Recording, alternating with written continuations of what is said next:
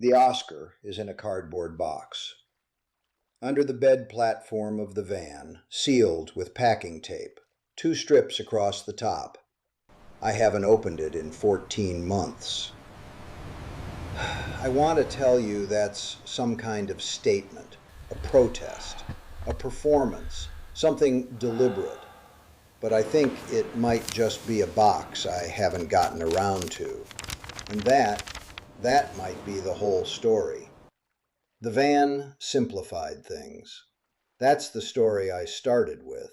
Stripped away the noise, the overhead, the commute that stopped making sense. I told my agent I needed space to develop. I told the 2 people who still called me that I was trying something different. Both true, neither complete. I'm 64, Arthur Seidman, art. From Philadelphia originally, South Philly, which is not the same as Philadelphia the way people picture it. My father Mario ran pipe, plumber.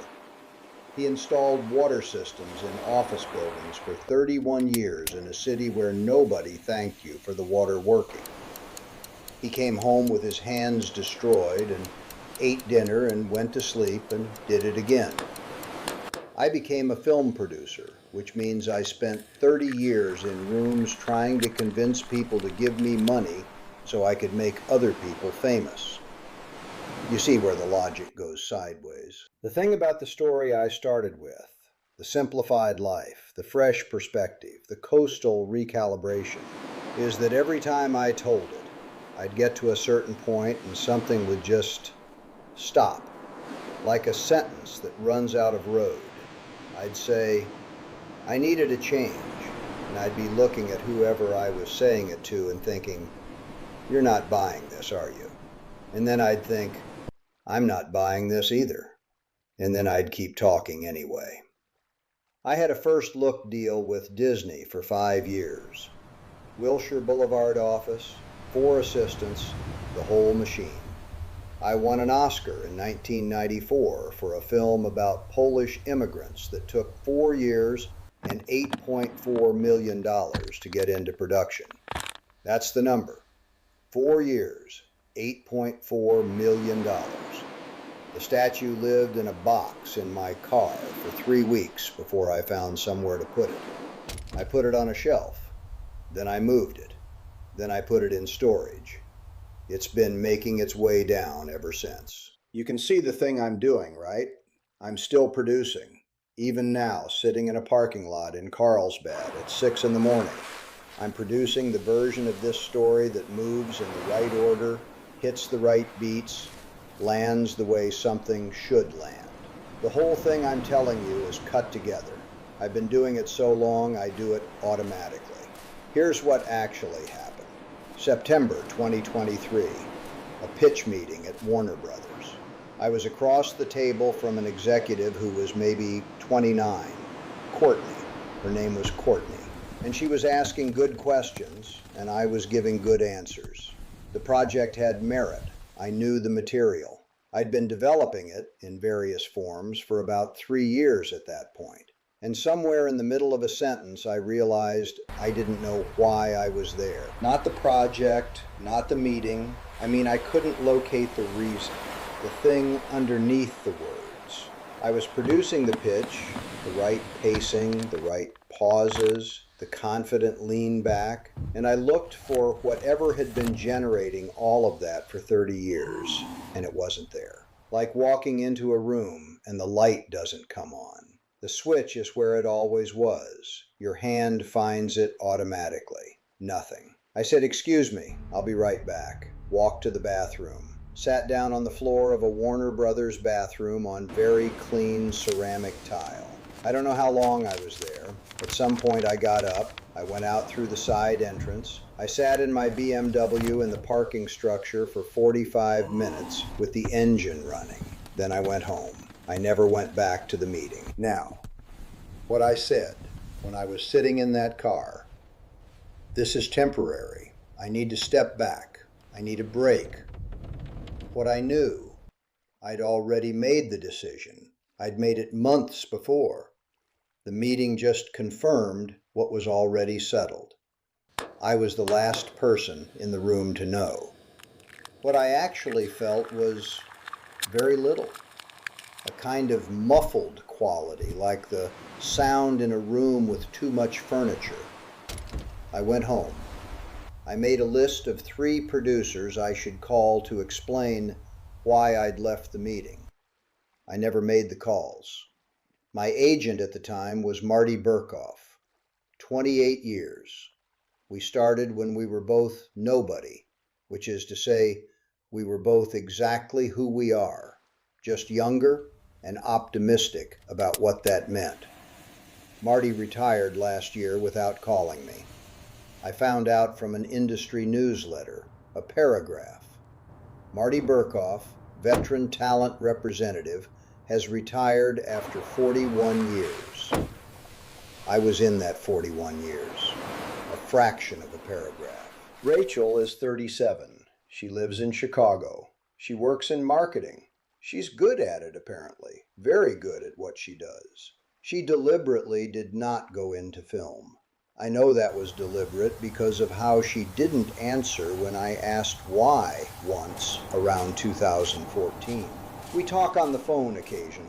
The calls are polite and short. She doesn't ask about the van. I don't ask why she doesn't ask. When she was 9, Carol and I divorced. That's the year that goes into the official accounting. What's not in the record is the 18 months leading up to it where I was present in the house, approximately the way a draft through a window is present. You could feel that something was moving through, but you couldn't quite locate it, and it was cold. I was still producing it, the marriage, maintaining the external structure while the interior had already made its own decisions. The review came out the same week the divorce was finalized. I read it in a hotel room, Seidman at his most assured. I remember looking at that word, assured. I have never been less sure of anything in my life than I was that week. I remember thinking, the gap between what people see and what's actually happening in there is so wide, you could lose things in it. You could lose years in it. The $78 million film, the $40 million film, 14 years of agreements and options and attachments and turnaround deals and development that went to 5, 6 years on some projects and then died without a single frame shot. 11 projects in active development at one point.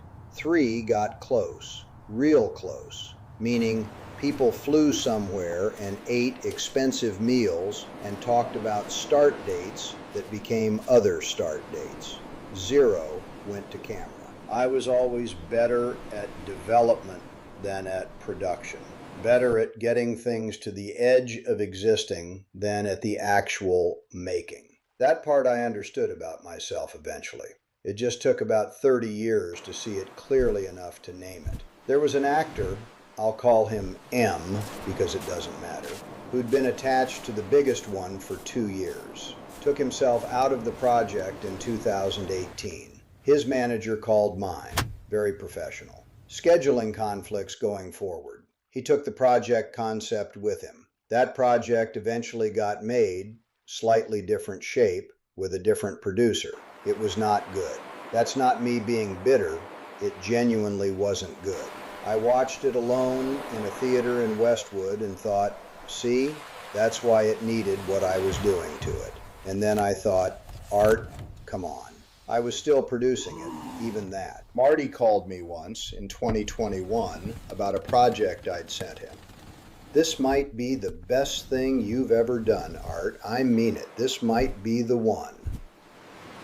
2 months later, the conversation had moved on to what it was going to cost to attach a name.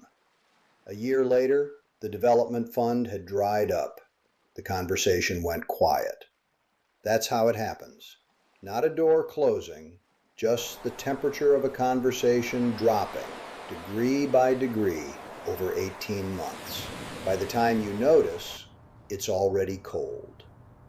My father used to say, Art In 30 years, every pipe I installed is still working. He'd say it when I was complaining about something, usually something having to do with credit, with who got the visible thing versus who built the invisible thing. He said it without judgment. He meant, look at what you made with your hands. It's still there, regardless. I produced 22 films over 30 years. Not all of them were good. 7 of them I'm genuinely proud of. 2 of them went north of 100 million domestic. 1 of them won the top prize at the ceremony where, according to the photographs, I looked extremely pleased about everything. In 30 years, what's still working? I think about that some mornings. Here's what I come up with. A film from 1994 that still makes people cry at the right moment. And a daughter in Chicago who became something, who built something real with her own hands, and who has nothing to do with any of this. The second one I mostly take credit for by not being around enough to damage it. That's the honest version. The van is a 2019 Ford Transit, black. I bought it from Craigslist in December 2023 and spent 3 weeks watching YouTube videos about how to build out the interior. I put down a platform for sleeping, Coleman 2-burner stove, cooler for the food, 200 watts of solar on the roof. I have a Planet Fitness membership for the shower. I know every parking lot between Encinitas and Oceanside that's dark enough and quiet enough to sleep in. I get up before the sun most mornings. The body adjusted on its own. I don't set an alarm. The van gets cold and the light starts in and something wakes up before I decide to wake up, which is, I've noticed, the only way anything useful happens now. I walk on the beach at 5:30, 6 o'clock. Before the runners, before the people with dogs on retractable leashes, before anyone who's there because they decided to be there. The ocean at that hour is a different thing. Flat and pewter-colored. No dramatic weather usually. Just the sound of it, which is constant and does not require anything.